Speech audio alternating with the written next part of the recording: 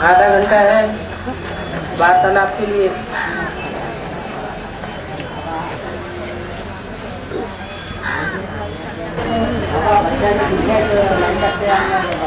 हैं?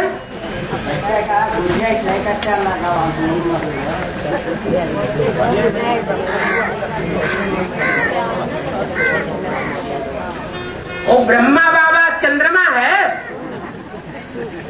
ये मुरली कब की है? हैं? ये मुरली कब की है? जब बाबा जीवित थे या शरीर छोड़ दिया था? हैं? हैं? जीवित थे तो ब्रह्मा बाबा को ज्ञान चंद्रमा का टाइटल है या ज्ञान सूर्य?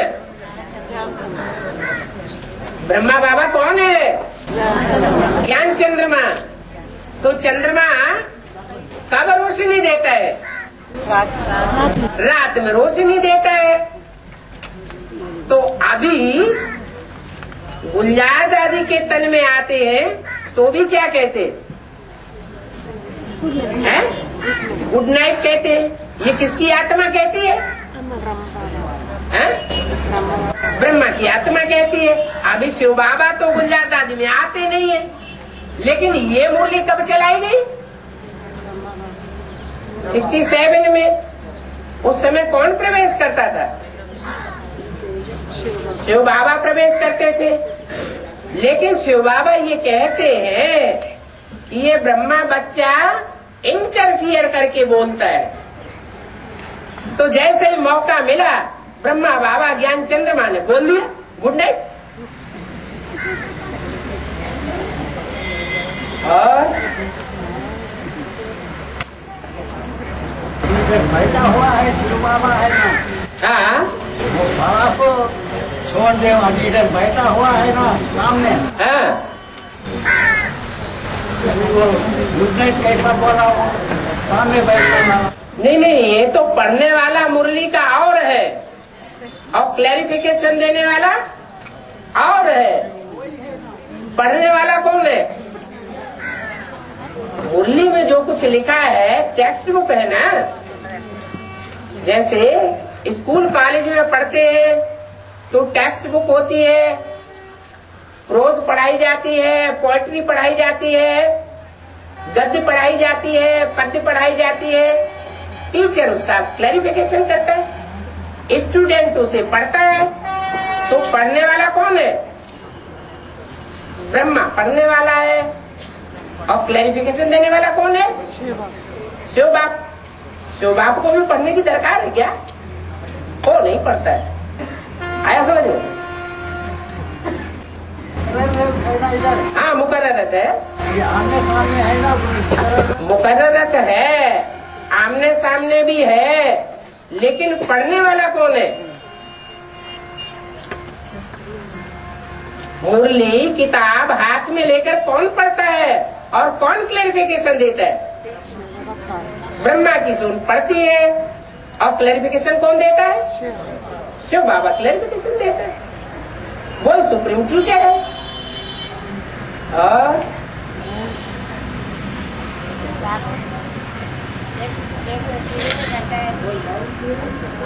एक मिनट रुको रुको रुको, और की भी बात सुनो। बताया 50,000 और 50,000 1,00,000 शालिग्राम बनते हैं। बाकी सब जो है मेरे 4.5 लाख है। जब टोटल विनाश होगा बाकी सब करंडल चले जाएंगे, इसे बताए। 1,00,000 शालिग्राम बनते हैं, बाकी सब जब टोटल विनाश होगा परमधाम जाते हैं करके बताए। माने 1,00,000 रहेंगे और बाकी सब परमधाम चले जाएंगे। जब टोटल विनाश होगा तब जाएंगे, ऐसे बताए। हाँ तो फिर जब टोटल विनाश होगा तब 4.5 लाख होंगे ना। हाँ तो यहाँ तो बता है 1,00,000 ही रहेंगे, बाकी सब हो जाएंगे। तो फिर 9,00,000 से कैसे शुरू हो जाएगा नई दुनिया? 9,00,000 से दुनिया कैसे शुरू हो जाएगी? जो सत्य की दुनिया शुरू हो जाएगी तो 9,00,000 होंगे ना। हाँ तो 9,16,108। यहाँ तो 1,00,000 ही रहेंगे, बाकी सब परमधाम जाएंगे। मैंने मतलब 1,00,000 रहेंगे? ये किसी मुरली में बोला कि 1,00,000 रहेंगे? 50,000 रहेंगे। 50,000 वो तो सूर्यवंशी चंद्रवंशियों की बात हो गई है। और बाकी दूसरे धर्म के हैं वो सूर्यवंशी नहीं बनेंगे। जो सतयुग में 9 लाख जनसंख्या होगी वो सारी की सारी सूर्यवंशी होगी या दूसरे वंश की भी होगी? सारे ही सूर्यवंशी बन जाएंगे, लास्ट में कन्वर्ट हो जाएंगे। जैसे और धर्मों में कन्वर्ट हुए थे पहले, और लास्ट तक उनको भी कन्वर्ट होना पड़ेगा। बीजों के साथ छिलके उतर जाएंगे। विनाश होता काहे के लिए? धर्मराज के डंडे होते काहे के लिए? कोई बीज में छिलका होता है तो डंडे से क्या किया जाता है? छिलका उतारा जाता है। तो और धर्मों का जो छिलका चढ़ा हुआ है और बीजों में, वो सब उतर जाएगा। कोई भी दूसरे धर्म का छिलका नहीं रहेगा विनाश होने के बाद। ये कैसे बुद्धि में आ गया कि विनाश होने के बाद भी दूसरे धर्म का छिलका रह जाएगा? और जल्दी जल्दी बोलो, टाइम निकल जाएगा। 300 2018 तक रहेगा, 36 तक रहेगा। 300 2018 क्या? 1936 से 2018 तक रहेगा। 1936 2000 सुप्रीम कोर्ट। आप अपनी भाषा में बोल दीजिए, फिर उसका अनुवाद हो जाएगा। हाँ? पहले बार 36 आया ना। हाँ, 2036 तक रहेगा सुप्रीम कोर्ट। सुप्रीम सोल को 36 तक रहने की दरकार क्या है? जब शिव बाप इस सृष्टि पर आता है तो बच्चों को लक्ष्य देता है। क्या लक्ष्य देता है? बच्चे बाप समान बनना है। क्या? तो जो बाप समान बनने वाला कोई तो है या नहीं है? तो कोई पहले बाप समान बनता है ना। जब बाप समान कोई बन जाता है तो सुप्रीम सोल को इस सृष्टि पर रहने की क्या दरकार? 100 साल रहेगा, बताया ना। नहीं रहता है 100 साल। 100 साल सुप्रीम सोल को रहने की दरकार नहीं है। वो तो ब्राह्मणों की दुनिया के बीच आता है परिवर्तन करने, ज्ञान सुनाने के लिए। बाकी सारा परिवर्तन किसके द्वारा होता है? जो बाप समान बनता है और जो अपनी राजधानी स्थापन करता है, उसके द्वारा सारा परिवर्तन होता है। सुप्रीम सोल को 36 तक रहने की दरकार ही नहीं, और कोई पहचान भी नहीं सकता कि सुप्रीम सोल कब तक रहे और कब तक गए। अभी नहीं मालूम पड़ता है कब आता है, कब चला जाता है। और पृथ्वीराज चौहान शब्दवेदी बाण सीखते हैं ना। हैं? पृथ्वीराज चौहान हाँ शब्दवेदी बाण सीखते हैं ना। हाँ बेहद में किस बात को हाँ, शब्द वेदी बाण का मतलब जहाँ जहाँ से आवाजें आती हैं दुनिया में, अज्ञान की आवाजें आती है ना, तो जहाँ जहाँ से अज्ञान की आवाजें आती हैं, धर्म गुरुओं की आवाजें, वहाँ वहाँ ज्ञान का बाण पहुंच जाता है और उनको धराशायी कर देता है। ये जरूरी नहीं है कि उनके सन्मुख पहुंचा जाए, उनको आंखों से देखा जाए, तब ही उनको ज्ञान बाण में लगेगा। आज की दुनिया तो ऐसी बन गई है, इंफॉर्मेशन टेक्नोलॉजी इतनी तीखी हो गई है कि दुनिया के किसी भी कोने में कोई भी बात पहुंचाई जा सकती है 1 सेकंड में। यहाँ आदमी भाषण देता जाए और अमेरिका के दूसरे कोने में वो आवाज तुरंत पहुंच जाती है। तो शब्द भेदी बाण नहीं हुआ। और आया नहीं आया और भाइयों को ये दिल में है। आया नहीं आया दोनों बातें दिल में है। आया नहीं आया बाबा बताना। ये बाबा बताना तो भी दिल में है या नहीं है, ये कैसे पता चले?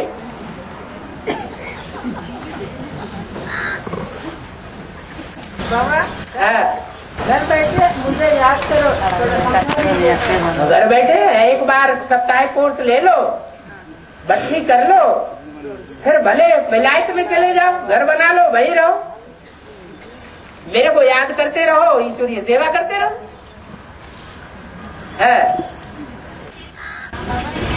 हाँ जी, तारा अमृत वेले है तारा अमृत वेले के समय क्यों निकलता है? ध्रुव है कौन, और ध्रुव पुरुषार्थ किसका है, और ध्रुव पद किसका है?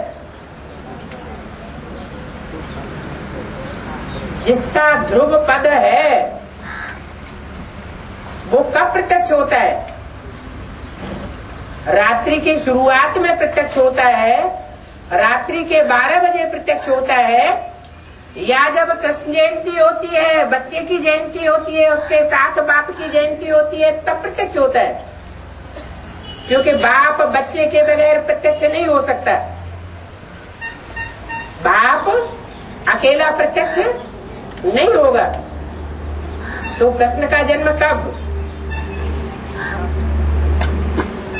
76 जो है वो रात्रि का 12 बजे का टाइम हुआ, जो विदेशों के द्वारा माना जाता है दिन की शुरुआत। तो वास्तव में शिव का प्रत्यक्षता रूपी जन्म कब मनाया जाए? रात्रि के 12 बजे, या जब सूर्योदय होता है 4, 5, 6 बजे के बीच में, उस समय माना जाए। भारतवर्ष में जब सूर्य निकल आता है तब दिन की शुरुआत मानते हैं, विदेशों में रात्रि के 12 बजे से ही शुरुआत मानते हैं। तो वास्तव में सूर्योदय कब होता है?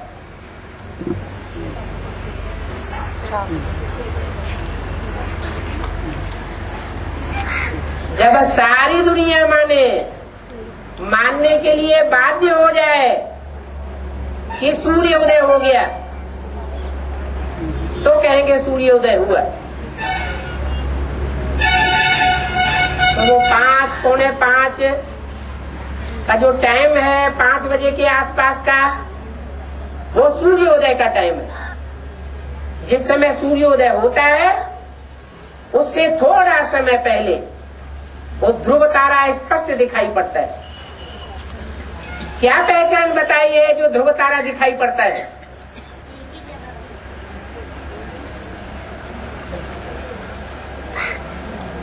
पहचान क्या दिखाई गई है?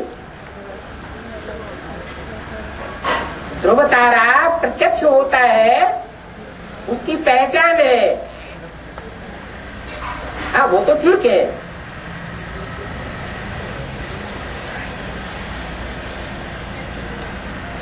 ध्रुव तारा जो है जब प्रत्यक्ष होता है उस समय अव्यक्त स्टेज में प्रत्यक्ष होता है।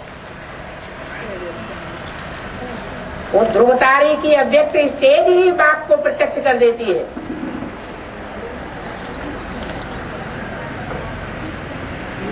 और सितारे अपना स्थान छोड़ देते हैं, चक्कर काटते रहते हैं। कभी एक जगह चक्कर काटेंगे, कभी दूसरी जगह चक्कर काटेंगे, एक के पास चक्कर काटेंगे, दूसरे के पास चक्कर काटेंगे, औरों के पास चक्कर काटेंगे। और ध्रुव तारा कोई के पास चक्कर नहीं काटता। एक शिव बाबा, दूसरा न कोई। और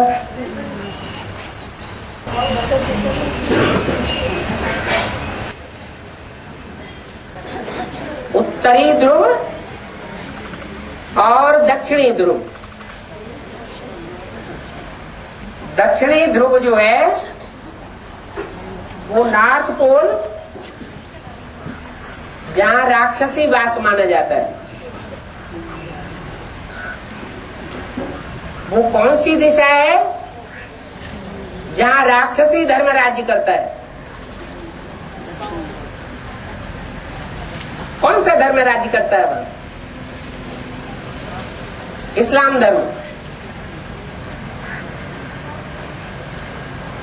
अफ्रीका है, अरब देश है। तो दक्षिणी पोल और उसकी विपरीत दिशा में है उत्तरी ध्रुव। माया कौन से धर्म से कनेक्टेड होगी? है? इस्लाम धर्म से कनेक्टेड है। और उसके जस्ट अपोजिट कौन है? माया के अपोजिशन में कौन है? जो ज्ञान दिन करने वाला है। माया रावण अज्ञान की रात कर देता है, राम बाप। तो आसुरी दिशा है दक्षिण और दैवी दिशा है उत्तर। उत्तर से वो ध्रुव तारा प्रत्यक्ष होता है। और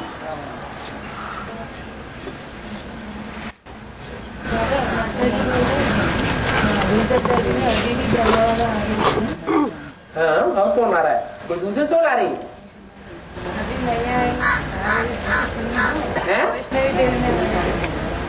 ब्रह्मा बाबा वैष्णवी देवी मारे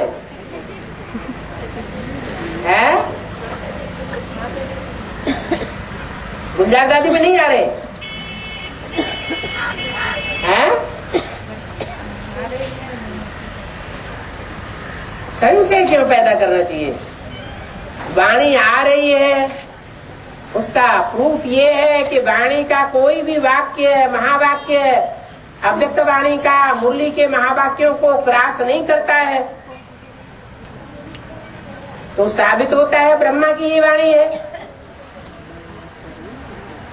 ब्रह्मा बाबा का सिकिलदा बच्चा है। तो जो सिकिलदा बच्चा है वो बाबा की याद में रह करके जो भी बोलता है वो अनुकूल ही बोलता है, प्रतिकूल कुछ भी नहीं बोलता। इसलिए कहेंगे कि गुलजार दादी में कृष्ण उर्फ ब्रह्मा की सोल ही पार्ट बजाई रही है। और बाबा, हमने सुना है कि अव्यक्तवाणी पढ़ने के लिए बाबा ने मना किया, तो क्या पढ़ सकते हैं अव्यक्तवाणी?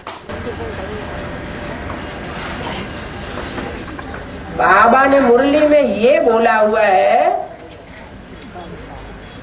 कि जो डायरेक्ट मुरली सुनते हैं वो है फर्स्ट क्लास मुरली। जो टैप रिकॉर्डर से सुनते हैं या वीडियो में देखते हैं वो है सेकंड क्लास या गुड सेकंड क्लास।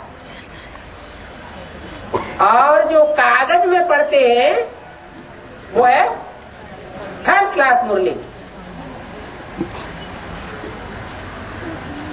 तो जिनको फर्स्ट क्लास माल मिल रहा होगा वो थर्ड क्लास क्यों पढ़ेंगे?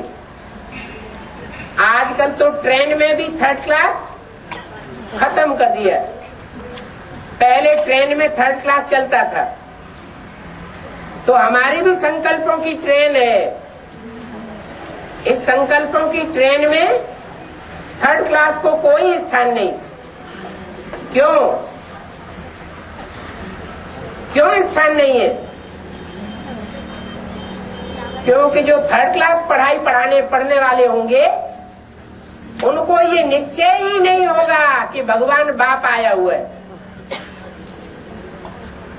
जब निश्चय नहीं होगा तो जरूर कागज आगज की किताबें पढ़ते रहेंगे। जिनको निश्चय होगा वो डायरेक्ट सुनने की कोशिश करेगा, या जो एक्यूरेट वाणी सुनाती है टैप रिकॉर्ड वो सुनेगा, डायरेक्ट सुनेगा नहीं। अगर मौका मिलता है तो टैप रिकॉर्ड से सेकंड माल देखेगा। थर्ड क्लास की तो बात ही नहीं। बाबा, हम जो मुरली लिखते थे वो तो पढ़ सकते हैं ना? लिखते काहे के लिए? फेंकने के लिए?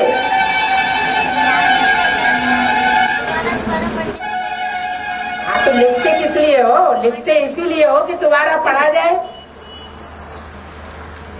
एक बार याद नहीं रहता है चीज, तो उसको बार बार रिवाइज करें।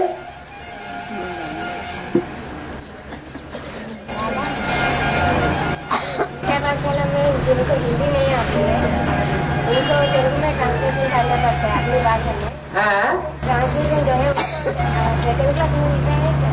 सेकंड क्लास नहीं तो उन लोग को थर्ड क्लास नहीं, वो तो सिर्फ ट्रांसलेशन है। ट्रांसलेशन ये थोड़े ही कि भाव बदल देती है। ट्रांसलेशन किया है, कोई अपनी बात थोड़ी सुना दी है। बाबा की जो वाणी है उसका अनुवाद ही तो किया है, अपनी बात तो नहीं सुनाई। अगर उसमें अपनी बात मिक्स की है तो कुछ संशय हो सकता है। एक माता जी पूछे कि जिनको हिंदी नहीं आती है वो स्वर्ग में नहीं आते करके बोले, फिर यहाँ जितने भी हैं वो सभी स्वर्ग में आएंगे, तो फिर हम कैसे ऐसे करके पूछे? जिसने बोला है वो मनुष्य गुरु है या शिव बाबा ने ये बात बोली है? मनुष्य गुरु तो जाने कितनी अफवाहें फैलाते रहते हैं, मनमत फैलाते रहेंगे, मनुष्य मत फैलाते रहेंगे और ऊंची स्टेज से दूसरों को डाउन करते रहेंगे। अफवाहें फैलाने से क्या होता है? स्थिति डाउन हो जाती है लोगों की। जो बात मुरली में बोली गई हो, जो बात बाप ने बोली हो, वही बात हमको बोलनी है, दूसरी कोई बात नहीं बोलनी चाहिए। जो बाप की भाषा, 100 बच्चों की भाषा।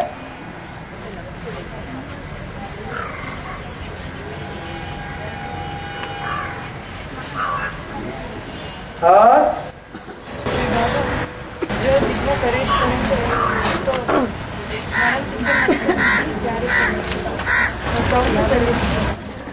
जुड़ी सेवा, मनन चिंतन मंथन किनका चलेगा? जो जिस्मानी सेवा करेंगे उनका मंथन चलेगा या जो रूहानी सेवा करेंगे उनका मंथन चलेगा? मन बुद्धि को खोलने वाला कौन है? शिव बाबा।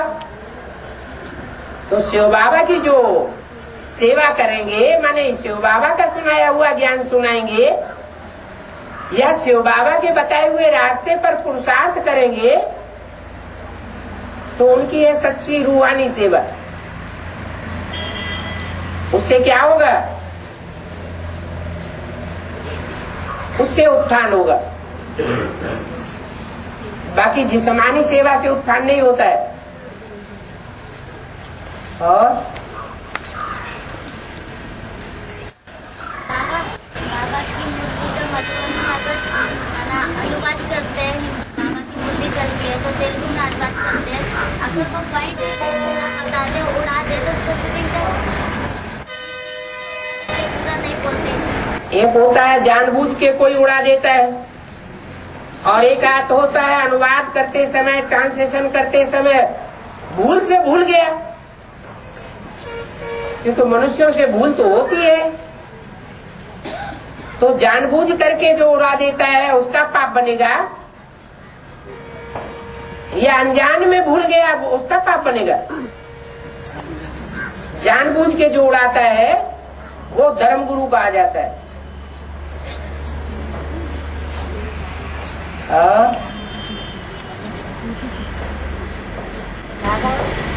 सूर्य जब उत्तरायण होता है तो अच्छा माना जाता है, जब दक्षिणायन होता है तो अच्छा माना जाता है। तो बेहद में अभी ध्यान से उत्तरायण या दक्षिणायन? उत्तरायण माना सतयुग और त्रेता की शूटिंग करने वाला, और दक्षिणायन माना आसुरी संप्रदाय भी ज्ञान लेना शुरू कर देता है। 100 लोगों की मजलिस बैठी हुई हो और उसमें 90 लोग दूसरे धर्म के हैं और 10 आत्माएं सूर्यवंशी बैठी हुई है, तो ज्यादा असर किसका पड़ेगा? 90 का वाइब्रेशन बन जाएगा दक्षिणायन। ये शूटिंग का हिसाब है।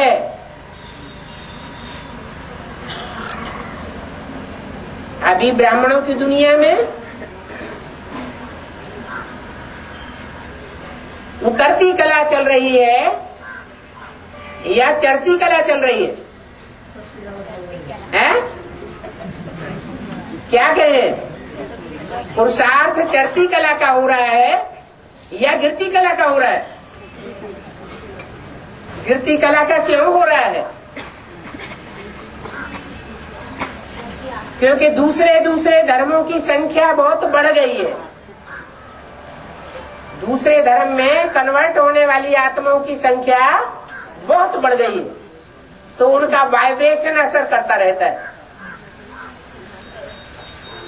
माना सूर्य अभी दक्षिणायन है, अभी उसको असली संगठन नहीं मिला है। जब असली सूर्यवंशी संगठन बन जाएगा, जिसके लिए मुरली में बोला है, ये ब्राह्मणों का परिवार ऐसा बन जाएगा कि जिसमें एक भी विकारी प्रवेश नहीं कर सकेगा। असल सूर्यवंशियों के संगठन में जब ज्ञान सूर्य प्रत्यक्ष होगा तो उत्तरायण कहा जाएगा।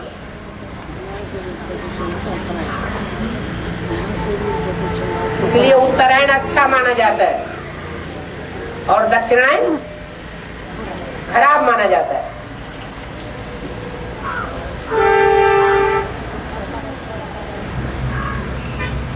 और अनेक आदमियों को सहारा दिया हैं? अनेक आदमियों को सहारा दिया और बाकी वालों को बन रहा है और बनते जाएगी। इसका आश्रम का निर्मला किसी का नाम दिया होगा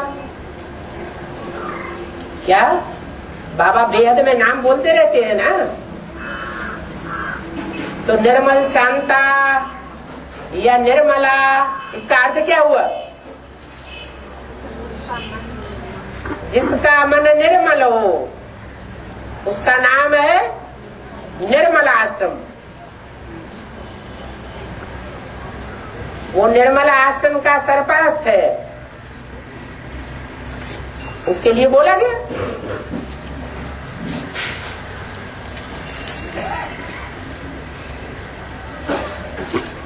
और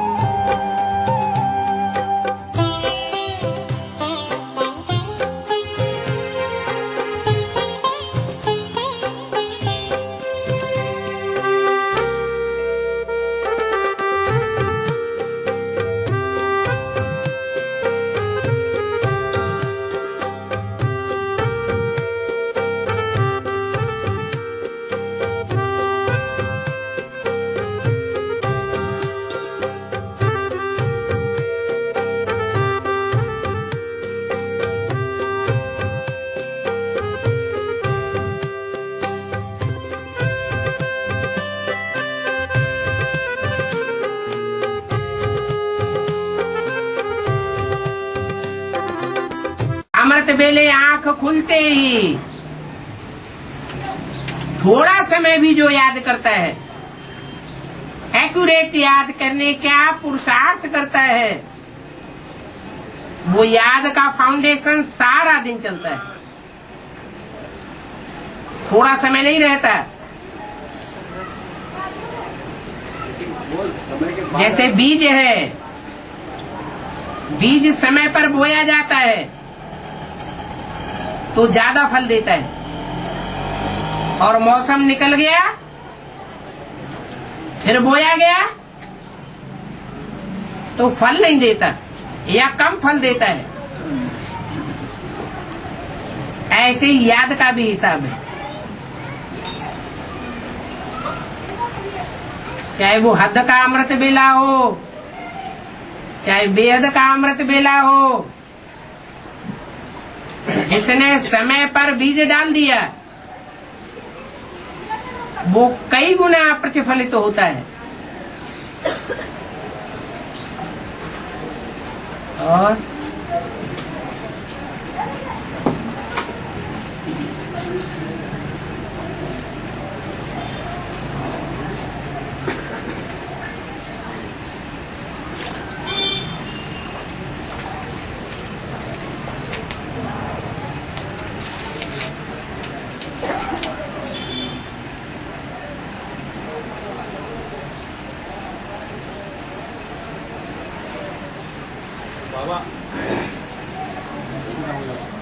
बाबा बोलते हैं नरक के बीच में स्वर्ग का सैंपल तैयार करता हूँ। नरक के बीच में स्वर्ग का सैंपल तैयार करता हूँ। हाँ जी, आदि का जो सैंपल था वो तो दुनिया वालों ने देखा ही नहीं। दुनिया वालों ने नहीं देखा जी नहीं। और जो अंत में स्वर्ग का सैंपल तैयार होगा उसको सारी दुनिया देखेगी क्या है? देखेंगे क्या? नहीं। जब आदि वाले को दुनिया वालों ने नहीं देखा, सबने नहीं देखा, 500 करोड़ ने नहीं देखा, तो अंत वाले को भी 500 करोड़ नहीं देखेंगे।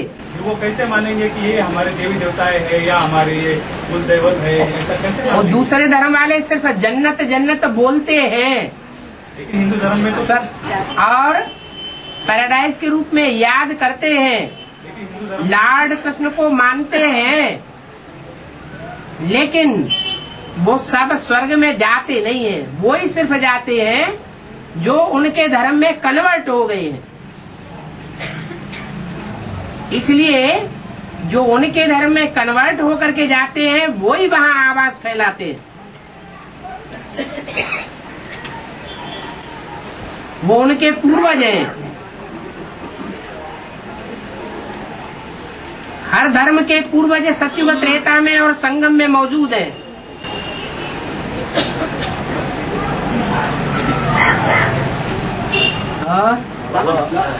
परीक्षा में ऐसा भी बोला है ना, संगम युग में पूरा दिन ही अमृत वेला है, कभी भी याद कर सकते बाबा को। वो भी ऐसा थोड़ा ही बोला है कि संगम युग में सारा दिन अमृत बेला है, ऐसे नहीं। संगम युग में जब ज्ञान सूर्य प्रत्यक्ष होने वाला होता है संसार में, तब है अमृत बेला आरसी। ऐसे नहीं कि सन 36 में भी अमृत बेला है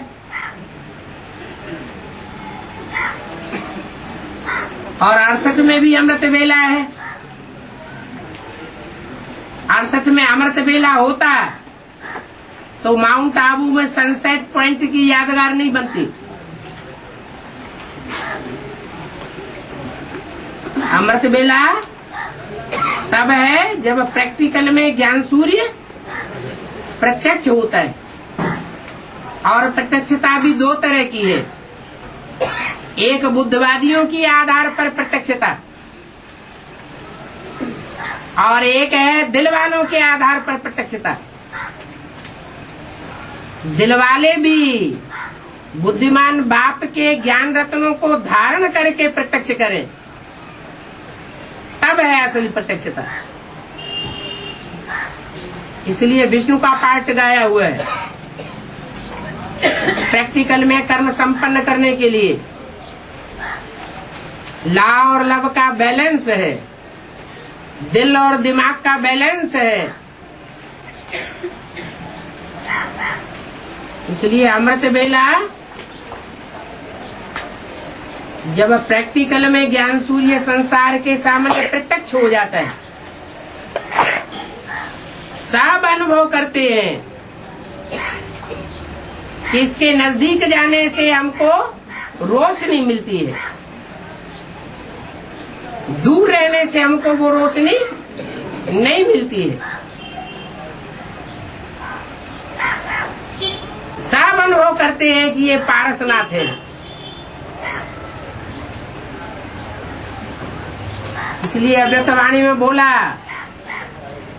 जो आवे, जो देखे, जो सुने, वह बोले कि बाप आ गया है।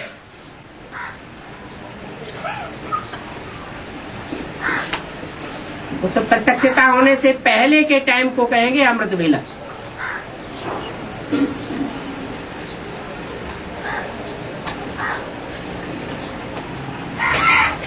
प्रत्यक्ष हो गया, फिर बाद में कितना भी बैठ करके याद करें,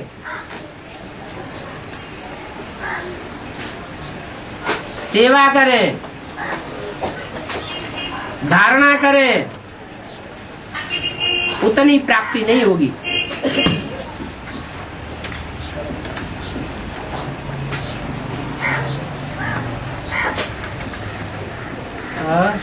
बस तो 36 तक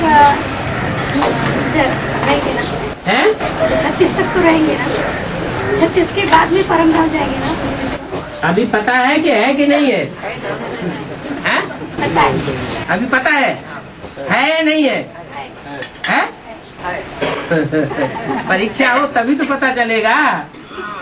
है? फाइनल पेपर हो तभी तो पता चले। अभी तो सब कह देंगे है। और क्यों वो नहीं करते के बाबा? है? वो तो करते हैं। अनहोनी होती है ना, माया का जब पूरा प्रेशर पड़ता है तो माया अखबारों में, रेडियो में, टीवी में ऐसा दुष्प्रचार कराती है कि सबकी बुद्धि घुमा देती है।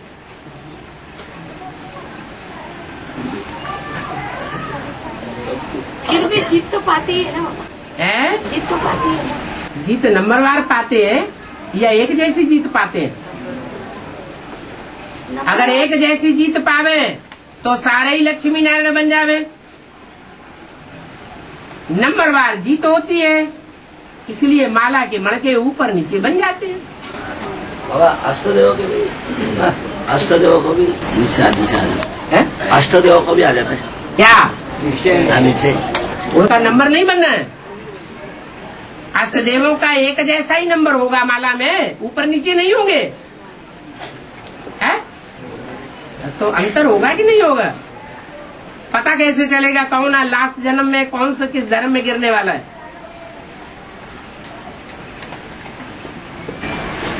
और बुद्ध धर्म वाले स्वर्ग को क्यों नहीं मानते? है? बुद्ध धर्मी लोग है? स्वर्ग को मानते नहीं है। जो बुद्धिवादी होते हैं वो स्वर्ग में जल्दी जाएंगे या दिलवाले स्वर्ग में जल्दी जाएंगे? इसलिए महात्मा बुद्ध महान धर्म की तो स्थापना की, महात्मा तो कहलाए,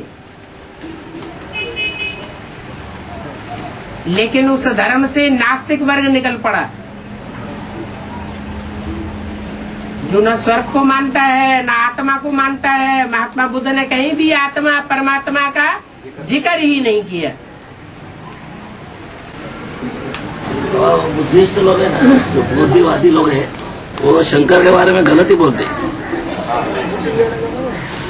अगर वो उनके बारे में गलत नहीं बोलेंगे तो विधर्मी कैसे कहे जाएंगे?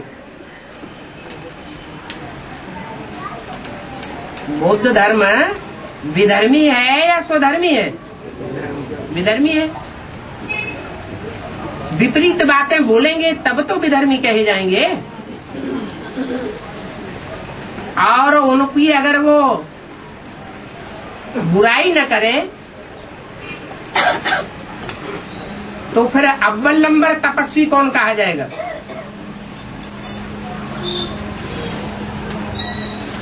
उनको अव्वल नंबर तपस्वी के रूप में किसे देखना है? महात्मा बुद्ध को देखना है या शंकर को देखना है? उनको तो महात्मा बुद्ध को देखना है। उनका तो वो बाप है। तो हर बच्चा अपने बाप की महिमा करेगा या दूसरे की महिमा करेगा? तो बापों का भी बाप है ना, है बापों का भी बाप है ना। वहां तक पहुंच नहीं है ना। बाबा, ये ज्ञान, योग, सेवा, धारणा 4 सब्जेक्ट है। इसमें से अलग अलग करने की वजह से विधर्मी बने ना। है ये 4 सब्जेक्ट एक साथ नहीं उठाए उन्होंने। हाँ एक एक ने अलग अलग उठाई है। हाँ, इसलिए विधर्मी बने ना वो। किसी ने योगी श्रेष्ठ कहा। योग एक ऐसी चीज है कि अगर संपन्न स्टेज हो जाए योग में तो धारणा, ज्ञान और सेवा इन तीनों में ऑटोमेटिक पास हो जाएगा। इसलिए कहते हैं योग बल से विश्व की बादशाही। योग किसका योग? ये उनको नहीं। हाँ जी, पूरी पहचान नहीं है। जैसे कहते हैं मुरली सत्य है, मुरलीधर को मानते नहीं, इसलिए मुरली की बात करते हैं। हाँ मतलब शास्त्र की बात करते हैं। हाँ लेकिन शास्त्र बनाने वाला सत्य है ना। हाँ, तो क्या मुरली सत्य है? पहले ज्ञान आता है, बाद में ज्ञानदाता आता है। पहले सत्य आता है सामने, फिर सत्य बाप सामने आता है। ज्ञान के आधार पर ही सत्य बाप को पहचाना जाता है।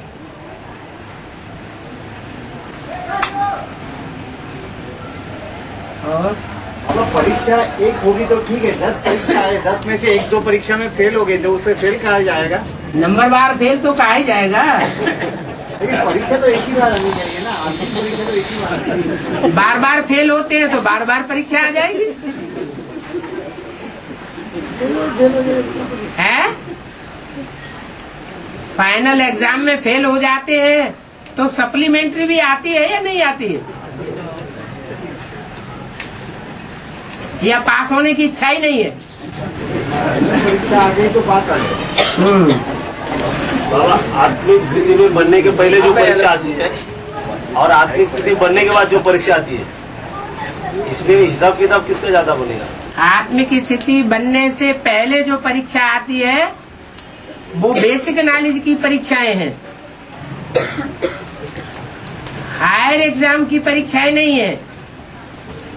इसलिए बोला आत्मा रूपी सुई की सारी कट उतरने पर तुम बच्चे डायरेक्ट बाप से सीखोगे। तो जिनकी आत्मिक स्टेज बनती जाती है वो डायरेक्ट बाप से कनेक्शन करते जाते हैं। उनकी भी परीक्षा होती है? क्यों नहीं होगी? हायर एग्जाम की, हायर जो क्लासेस होते हैं उनकी परीक्षा नहीं होती। वहाँ से तो गिरते भी है। बेसिक में नहीं गिरते हैं। नहीं, हायर एग्जीबिशन से भी गिरते हैं। बेसिक में भी गिरते हैं तो हायर एग्जाम में भी गिरते हैं। गिरने की क्या बात है? गिरने वालों की संख्या तो बहुत है, प्रजा वर्ग में जाने वाले तो बहुत है। बाबा है बाप को नई दुनिया बनाने के लिए स्वर्ग के साथी बने बच्चे भी बनते हैं। आप नई दुनिया बनाने आते तो बच्चे भी उसके साथी बनते हैं। अभी जो अक्षय में 2 डिक्लेयर हुआ उसमें देख तो बाप दूसरा योगिनी जो बोला गया, अब वो तो भी नई दुनिया संगठन, नए संगठन में है। उसके पीछे और आने वाले नंबर भी वो इसी संगठन में होंगे या हम दुनिया में अपने पुरुषार्थ करते होंगे?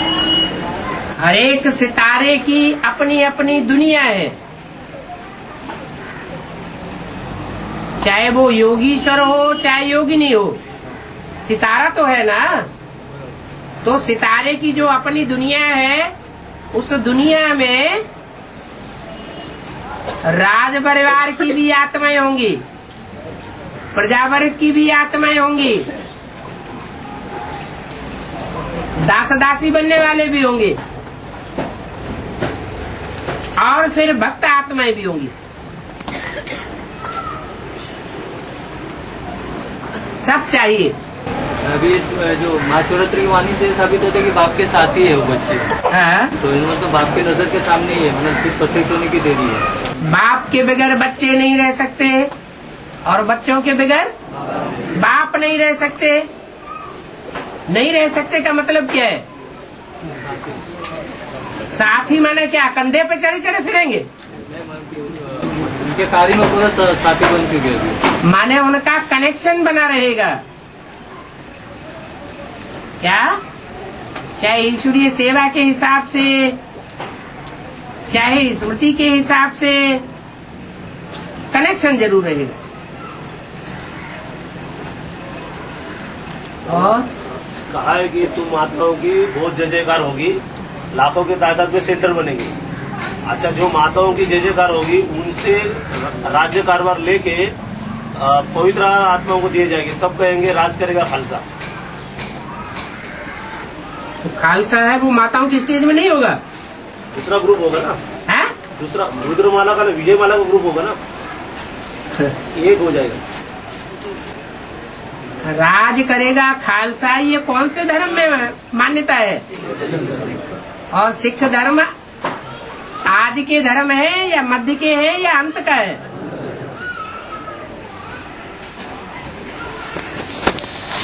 तो अंतिम समय में जो धर्म आने वाला है, कलयुग के मध्य में जो जिसका फाउंडेशन पड़ता है,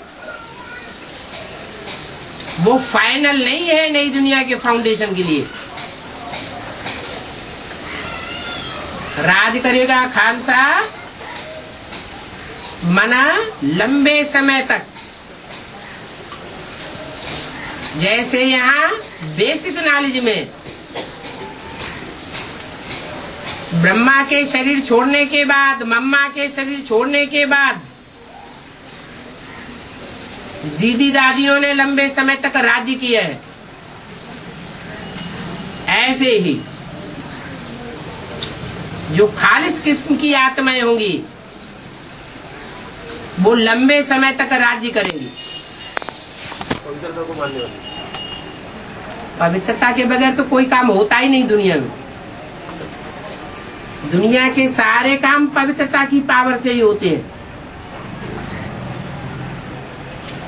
लेकिन ये नहीं कह सकते कि संपूर्ण पवित्रता होगी। संपूर्ण पवित्रता होगी तो वैकुंठ बन जाएगा।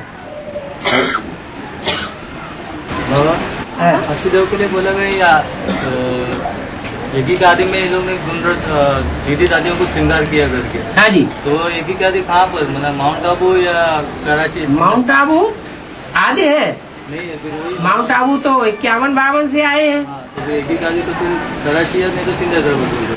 हाँ जी। तो वहाँ पर ही अष्टदेव ने दीदी दादियों को श्रृंगार किया। जरूर किया है।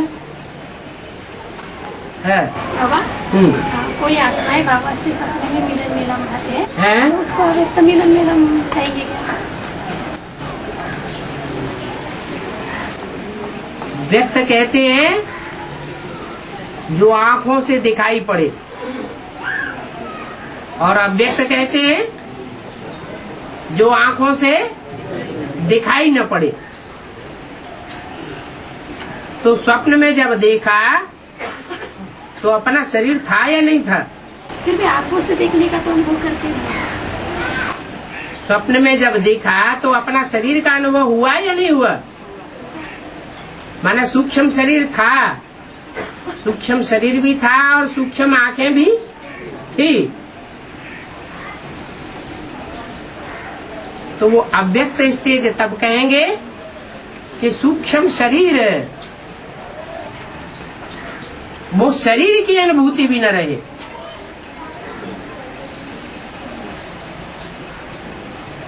आत्मा स्वतः ही मन बुद्धि के रूप में अनुभव करती रहे।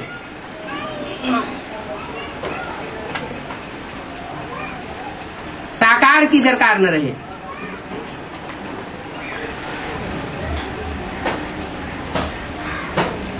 बाबा ये खालिशों का जो राज्य अभी बताया माताओं का, तो ये 100% प्योर नहीं होगा, तो इसलिए उनको कहेंगे डूबी जा डूबी जा। जो सत्य होता है वो कभी डूबता है क्या? असत्य डूबता है या सत्य डूबता है? कुछ न कुछ असत्य होगा तो डूबेगा। इतनी जय जयकार हो के फायदा क्या है? इतनी जय जयकार हो के फायदा क्या? जय जयकार हो गए फायदा क्या? डूबने के लिए तो शूटिंग तो होती है। शूटिंग होती है या नहीं होती है? जो सत्य को पकड़ने वाले हैं वो अंत तक एक को ही पकड़ के रहेंगे। जय जयकार होगी तो साथ देना पड़ेगा ना। कोई जरूरी नहीं कि जिनकी जय जयकार होती है तो हम उसका साथ दें। अभी बेसिक नॉलेज में जिनकी जय जयकार हो रही है तो साथ देना जरूरी है। उन्होंने भगा दिया। भगा दिया? ये भी भगा देंगे हैं? हमको कोई भगा नहीं सकता। क्या? हम किसी को छोड़ने वाले नहीं है। भाग जाएंगे। हाँ जी। बोला है कि 12 ज्योतिर्लिंग जो 11 ज्ञान सुनते हैं वो 12 ज्योतिर्लिंग के रूप में गाए जाते हैं। तो इसका मतलब क्या है? हाँ, ज्यादा सुनते हैं सिर्फ। जो ज्यादा ज्ञान सुनने में प्रवीण होते हैं। सुनने में प्रवीण होते हैं, समझने में नहीं।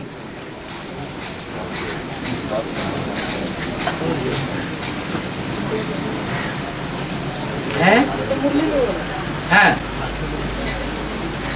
सुनते भी हैं, समझते भी हैं और नंबरवार धारण भी करते हैं और बीज रूप स्टेज में टिकते हैं। जो पहले पहले बीज रूप स्टेज में टिकते हैं वो 12 हैं। उनके लिए बोला गया एक भी पावरफुल संगठन तैयार होने पर एक दूसरे ग्रुप को खींचते हुए अंत में 108 की माला का संगठन एक हो जाएगा।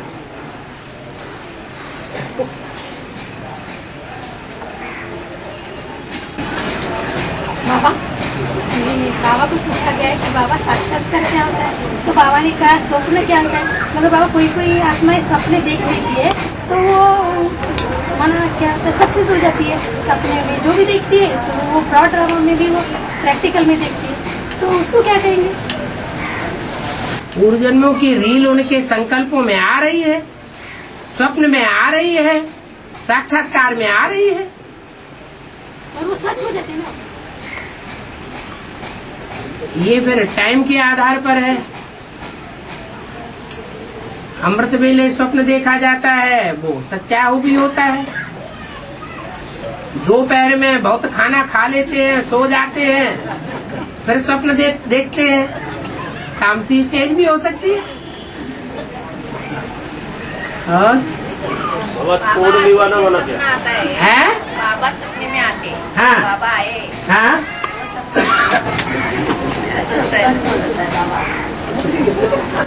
दुकानदार सारा दिन कपड़ा फाड़ता रहता है और रात में अपनी धोती फाड़ देता है, तो उसके सपने में धोती आ गई ना। ऐसे ही इससे ये साबित होता है कि सारा दिन आप बाप को याद करते हैं तो रात में वो आपकी याद में आ जाता है।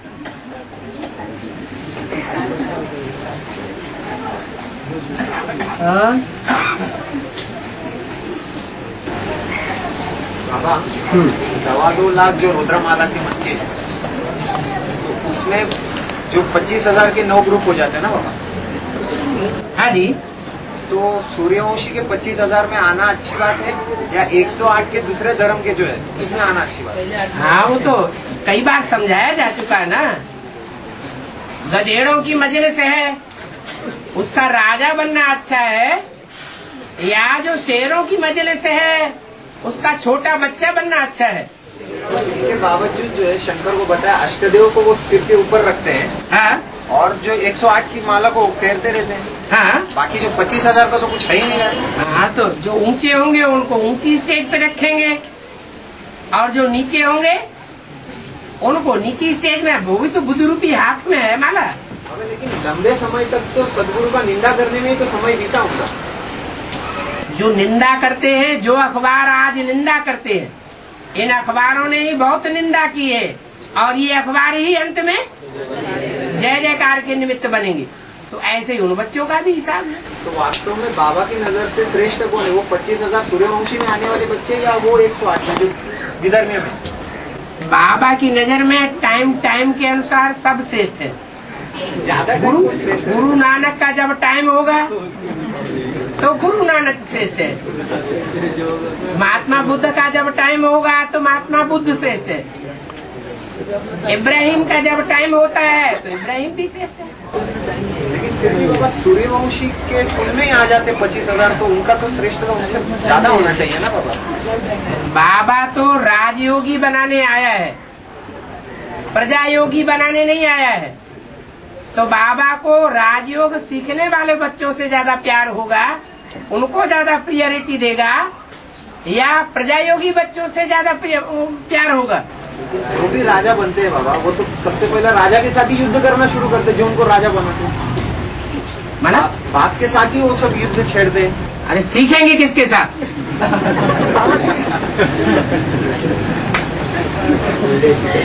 अखाड़ा होता है, अखाड़े का एक गुरु होता है,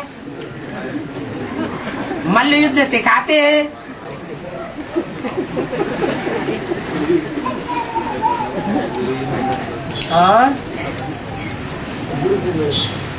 और तोड़ निभाना मना है। तोड़ निभाना मना? 1 साल 2 साल 10 साल और उनका साथ देना। कितना साल? तोड़ निभाने का कोई टाइम नहीं होता, जो जितना निभा सके। 26 से 36 तक तोड़ी निभाएंगे हैं? 26 से 36 तक तोड़ी निभाएंगे।